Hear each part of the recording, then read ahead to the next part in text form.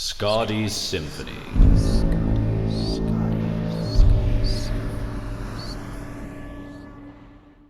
Hello, I'm Oliver Morris, and today's podcast is brought to you by Apollo Plus. Apollo Plus is a creator-owned platform where every subscriber helps audio fiction creators such as myself. You can listen ad-free, you can listen to early access stuff, exclusives, behind-the-scenes, supercuts, and more. 70% of the revenue on Apollo Plus goes to its creators, and there are more creators than just me, so you're getting a lot of bang for your buck. Join Apollo Plus through the Apollo Podcasts app or by going to apollopods.com. Alright, let's roll. Oh, what's that there coming over the hill? Is it a monster? Is it a monster? No, it's your friendly friend, the lightning bottler. How you doing? It's been a wee old while since we've been together, hasn't it been? It's been over a month, maybe 2, maybe 3, maybe 6. But I'm here again all the same to tell you a story about cats. Don't you love a cat? This is a story about cats, for cats, and by cats, so you can rest assured that they will enjoy the tale while they are sleeping on their tummies on your bed. Where do you go, cat? Why do you leave? Why don't you want to stay here with me? Why do you wish to go outside, to find and hunt and kill and breed? I have so many things in here to make your life easy. Food fresh from the can. Biscuits from the bag. I've got treats and scratching posts and TV and electric entertainment. Come stay a while, cat. Come clamber into my lap and sit and purr and chill out and listen to the world go by.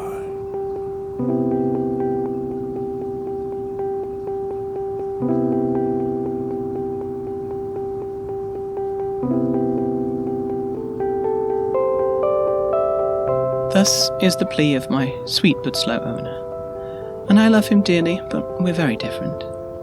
I want to stretch my legs and kick up my feet and lie on the grass, or lie in the shade, sleep beneath the leaves and amongst the roots of the flora and fauna of our little back garden. Under the window, below my bowl full of crunchies at my convenience. It's not like he lets me eat the chicken bones. No, you'll choke. So, YOLO.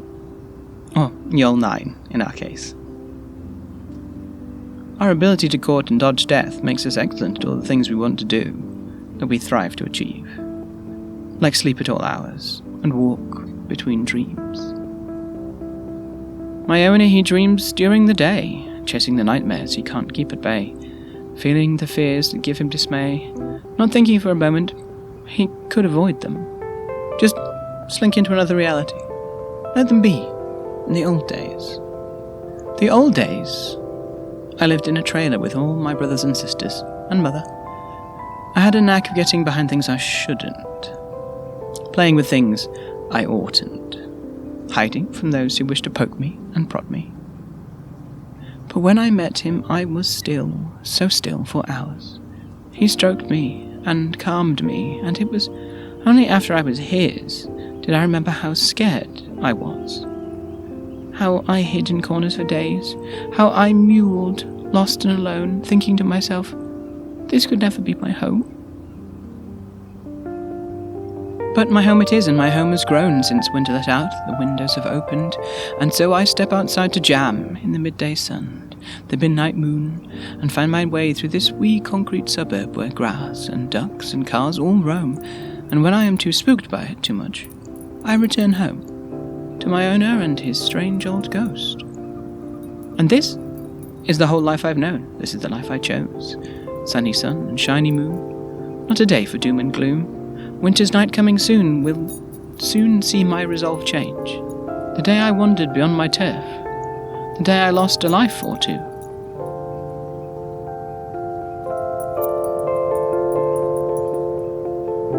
Where Wild Things Grow. By Kat Rickett and Oliver Morris.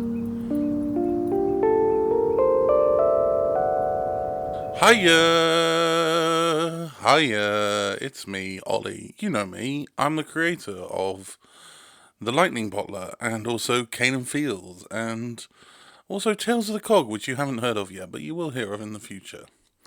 I'm here today to talk about Apollo Plus. Yes, it's an Apollo Plus message for you. Apollo Plus is a creator-owned platform where every subscriber helps audio fiction creators such as myself and the team that work with me.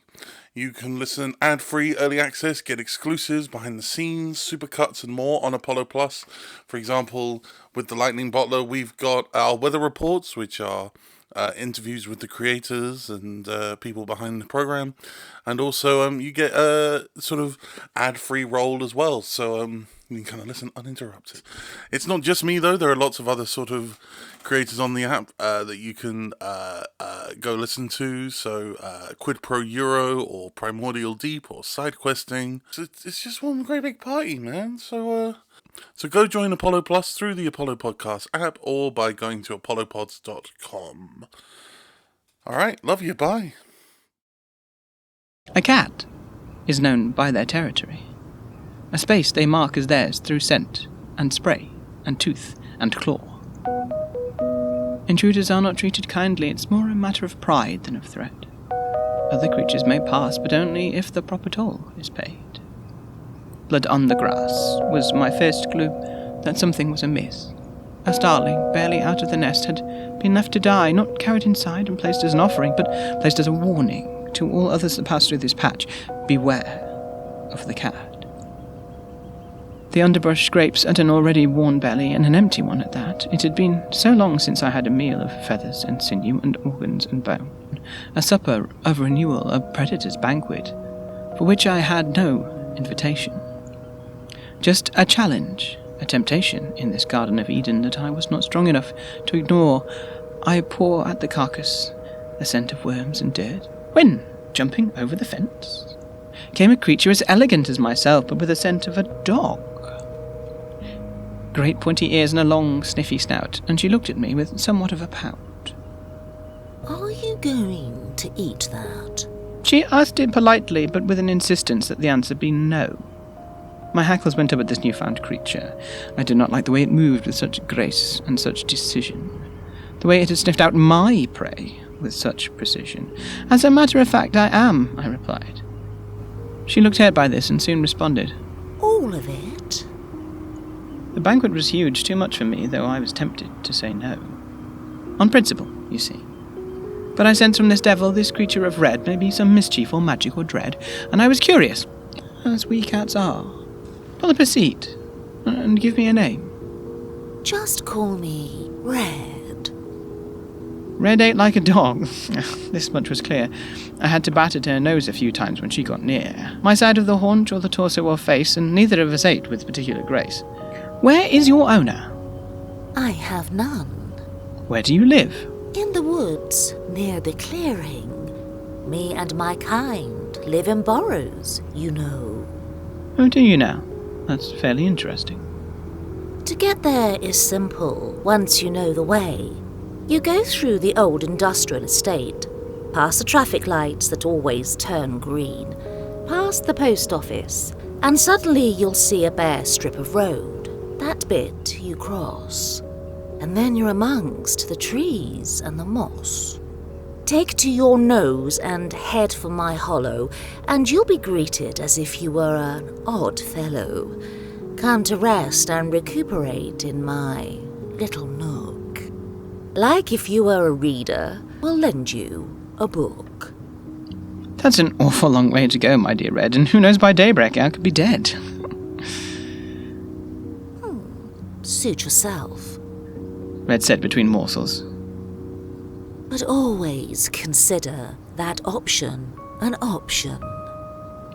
Then something cracked.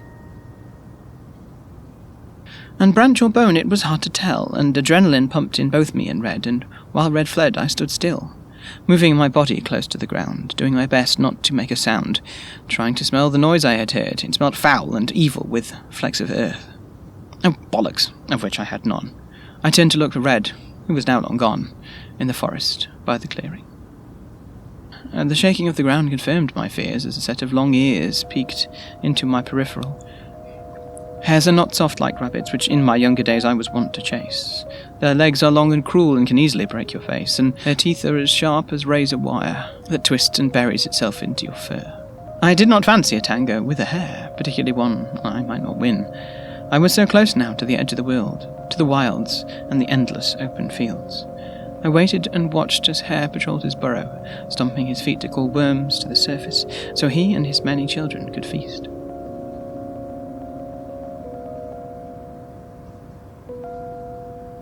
I do not understand the worm-eaters, the birds, the rabbits, the shrews, eating a creature that only eats dirt and that provides you no game, no hunt, no winning, just a wriggling morsel that barely satisfies even a starving stomach. The light is starting to fade now. So used was I to street lamps and their sickly glow that the gloom of the forest almost makes you want to go, turn back, return to the house, become the cat, and not the mouse.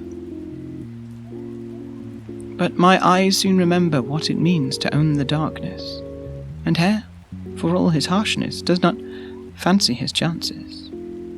Disappearing back beneath the earth where 10 score warm hare bodies await his return, and the worms. I creep past his lair, a coward, but still a king, and search once more for Red. If McCavity is a mystery cat, then I am Tamum Shoot, and the appearance of the fox is a mystery that I must solve. I resolve to continue now. I try to remember what Red said. You go through the old industrial estate. Down the industrial estate, perhaps. There's a 6-foot fence. I basically hop over and onwards with my quest. Quest? Am I a nerd? Is this what I am? I hear him play his games indoors of steeds and battles and make-believe, and mostly it just makes me bored. But I guess a quest is what I've got, and through the industrial estate I go, tall, strange structures all around, nothing like the homes at home. And it's here that I find my brothers, not of litter but of kind, with their scraggly coats, their lack of collars, very little love behind their eyes. Stop, comrade. Where is it you wish to go? I travel to Red, say I. They laugh. That's a funny joke. Why is that? Red's not welcome in these parts. Well, I am lean and light of foot. I'm sure I can keep upon her trail. You misunderstand, comrade. The fellow hissed. A friend of Red is an enemy of mine. Surrounded now by felines, I was. You've made a grave mistake this time. And so I clocked the cats around. Malnourished, skinny to the bone. Moggy's every one of them except the one that blocked my path. He was bigger, furrier than the rest. He's the one I'd have to best. And so, as fast as lightning, I dodged past him into Dream, and sailed along the planks and pillars, and hopped along the sacred paths. After him. He squealed, and then 50 of them on my tail, swiping at where I once was. Instead, I led them to the traffic lights, where I saw a figure standing tall against the haze of halogen that bathed the streets in orange glow. 8 foot tall she stood, on hind legs, looking down. To see her minions fight amongst themselves was not a sight she took kindly to. She raised her head and raised her hand, and suddenly a gust of wind and sand sent us spluttering to a halt, and in her glory then she stood, Baast, queen of our kind and more. Why do you fight and squabble? Red. The tubby one replied.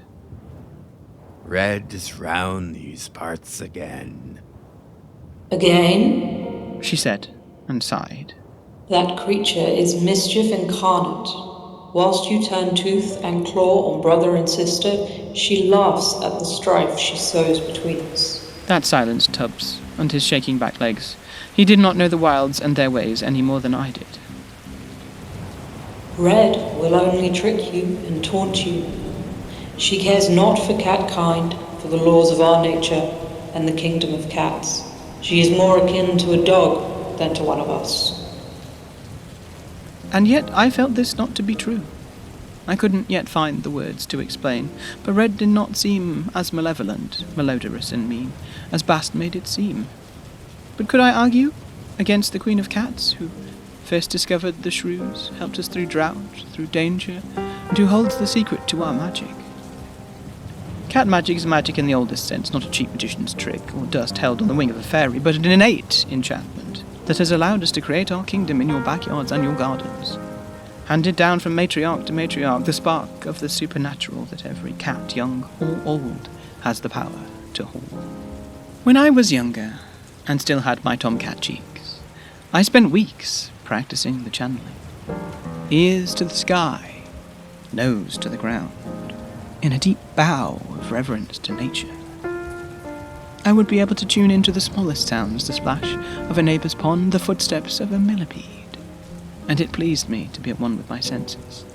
Strange pervert rainwater cat used to sup gently from the gutters that lined the streets and lined the roofs of nearby houses, drinking plentifully in times of sudden damp, when other cats scarpered for warmth. Strange pervert rainwater cat knew which side his bread was buttered. Into the pouring rain he'd go, looking for bird baths and flower pots and upturned kebab canteens, looking for the places to slake his thirst and get his taste for rainwater, the perv. I'm confused as to what this has to do with anything. Silence, child, and listen well. You have not been on this plane long. Your infinite void has come and gone. New soul, you must learn your place. Then there is the ginger cat. All are one, but he is all. He has but one thought, one idea, one judgment, and he uses those briefly, if at all. He will lick himself clean, with might and gusto, until he is sweet from top to bottom. And then, in the moment, he will change, from grumpy, mad, and agitated, to sweet and snuggly on the chest of nearly any passing human. And pray another cat does not enter your home, or one day you will know of loss. Your enemy you fought every day, you will come back to find them gone. And the feeling you will get is grief, an all-encompassing, stinging pain that will not leave you. Its bonds tight, a wild beast you'll learn to tame. The change will come in many forms, by car, by dog, by passing time. But to feel it is to come back different, slightly wiser, more divine. Right, said I. I kind of understand, but how does this help me in my quest? Well, I've no idea, Says Baast. but off you trot, and you'll figure it out. And the other cats moaned and mewed that they did not get their kill. There's no meat on him anyway. Plus we caught up. Where's the thrill? They grumbled back to the industrial estate, and I and Baast sat alone. From here it's to the wide road crossing. Anything else that I should know? Just be careful when you're crossing, dear. Look both ways and trust your eyes. Only when all is silent and dark. Without it, you'll find demise. Cheers, said I, and crossed the lights, taking the route that Red had taught me. Past the post office, and suddenly you'll see a bare strip road. That bit you'll cross. And then amongst the trees and the moss. Excellent, I thought, but what's a post office? An office of the past where you go to learn lessons that you should already know? No. A sign. Some familiar boxes, all painted the same colour as foxes. Now, crossing the road was another matter, choked as it was with the metal beasts of burden. The only sound that could be heard, their roar, their rage, their mechanical gears engage as they rip around the corner. Bare this road may have been once, but now I faced a choice. Turn back, or be squashed. Feeling hopeless and lost, I spy a tree with overhanging branches. I can turn to my advantage, if I trusted my claws and climb. Scaling the tree is no problem for me, though ants walk my paws and try to trip me up, upset that I have gotten in their way as the branches sway in the breeze. I attempt to appease Ant and his brothers by scurrying by as fast as my feet will take me. A short leap is all there is between me and the road ahead, and cats always land on their feet. My claws sink into the mud and the clay, but I keep going forward and away from everywhere I've been before, every step with my paw, every kill with my claw, to walk a catwalk all my own, far away from a comfortable home.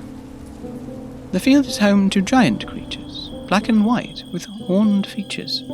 They fix me with a vacant stare, and I am suddenly not sure if they even realize I am there, or if they have seen this all before, and my adventure is not worth pause. I could see the trees that Red foretold, old oaks and silver birches, but I see something else as well, flicking through the longer grass. A hunger catches in my chest, for this must be an actual meal. Not sated by the one before, not sated by the lack of kill. To kill. To kill. Such sweet victory, to feel the blood run down my gullet, to feel life leave in clenched teeth.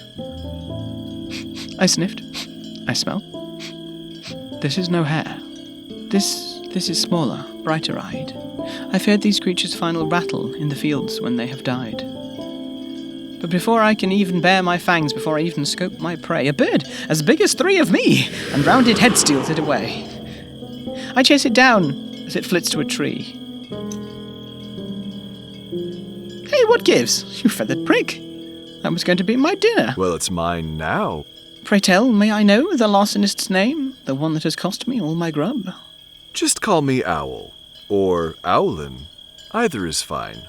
Owlin scoffed the creature whole, sucking it down his horrid gullet. Do owls give out sage advice, said I? This one does, and number 1 with a bullet is do not trust Red's magics. Do not trust Red's lies. Trust only what you can perceive with nose, whiskers, and eyes. And with that, Owlin flew off. Probably wasn't finished eating. I couldn't decide what wound me up more, his swift goodbyes or gruesome greetings. Take to your nose and head for my hollow, and you'll be greeted as if you were an odd fellow. Come to rest and recuperate in my little nook. Like if you were a reader, I'll lend you a book. And so the time came to follow my nose. I tried to pick up the scent of red. Red tail, red coat, red all around. But colour's not a thing you sniff. It's a thing you feel. It's a thing you love. It's a thing you cherish or despise. And I didn't know what I thought of Red, for her beady, foxy eyes. What did she smell like? Part cat, part dog, part bear, part bull, part rabbit, part frog? I tried to conjure woodland damp. I tried to follow one from nose, and eventually I was led to a strange enchanted grove. And I looked around this little clearing, and I saw the burrow near the oak, and then I saw Red peek her head out and go, Oh, you made it. Okie dokie. To be honest, I thought you'd die. Perhaps I have, but no more lives lost than 3. Still, I'm here. You said that you would offer company. That is true, and that I did. And foxes always keep their word. That's not true. You're right, it's not. But still, I promise, I'm no turd. I keep this woodland fresh and clean. I keep the mushrooms growing strong. I pilfer things from nearby towns to make sure that folks still think I belong. Amongst the people I cannot join. Too wild and strange my persona can be. But you could be my avatar if you spend the evening with me. Well, Said Red. what do you reckon? You'll teach me of the woods way? And more, dear Tom, so much more, if you've inclination to stay. I wanted to stay, despite Baast's warning. The woods had been calling my name, singing a song of loss and of yearning, for a life of adventure and mystery, forgetting my history of house, cat, house, proud, snores too loud, claws too clean. That was just a dream of domesticity, when bigger things were calling me. I'll stay, Red, but I fear I won't be the same. And Red bared her teeth in a grin, supposed to calm me, but made the offer less appealing.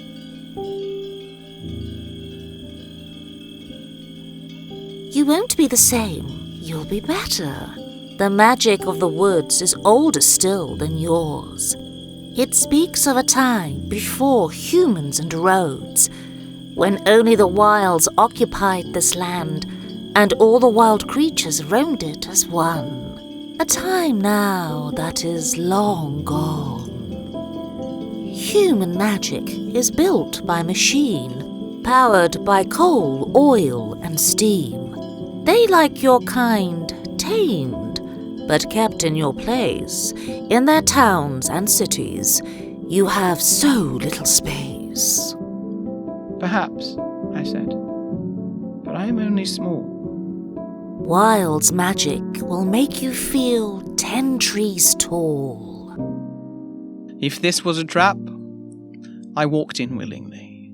Or even a trick, I watched compliantly, bringing her teeth to my neck. Red bit through my collar, my sign to the world that I belonged now gone, abandoned in the wilds, exposing my balding patches of fur, rubbed soft from a life spent waiting to purr.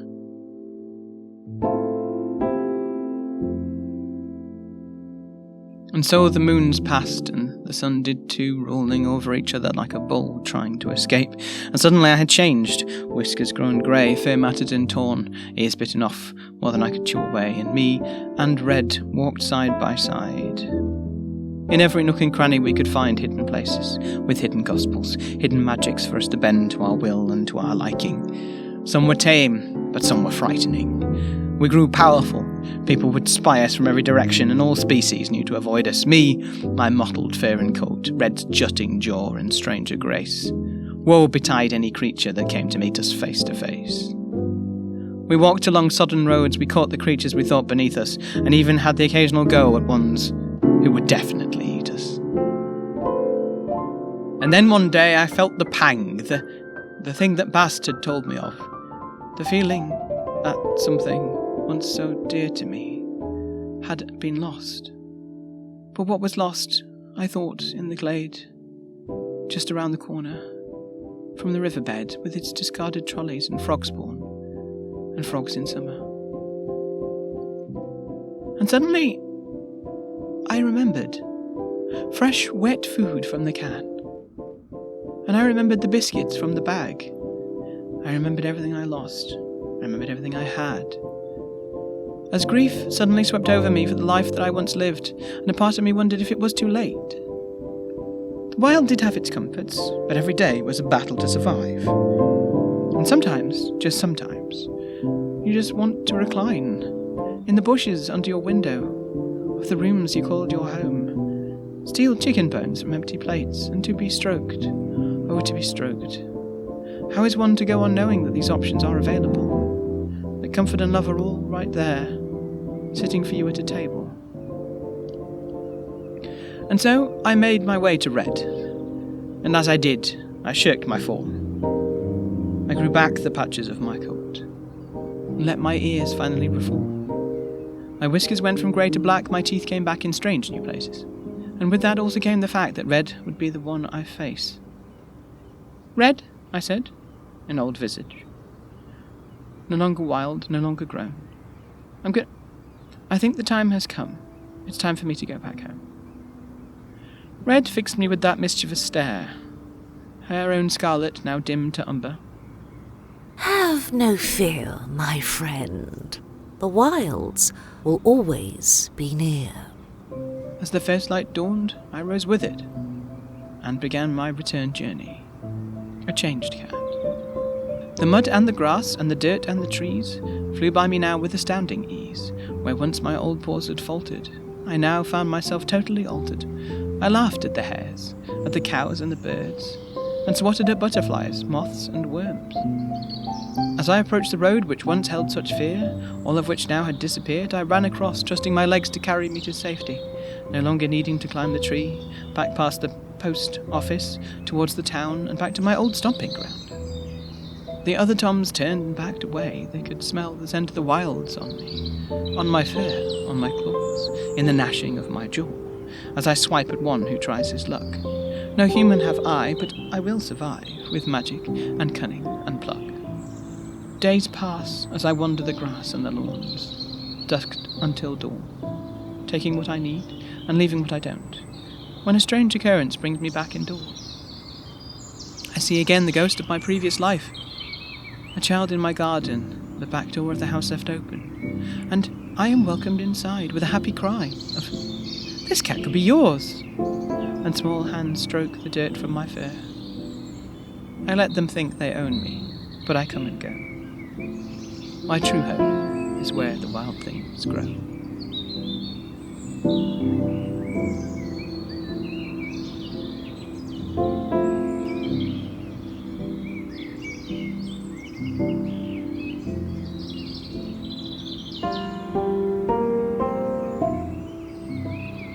Where the Wild Things Grow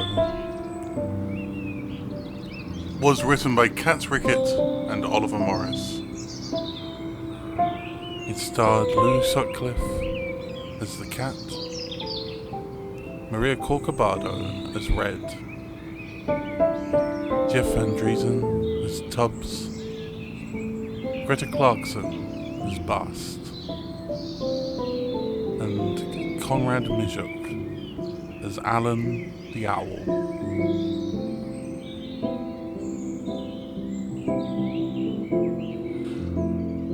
Well, that's another Lightning Bottler, done and dusted for now.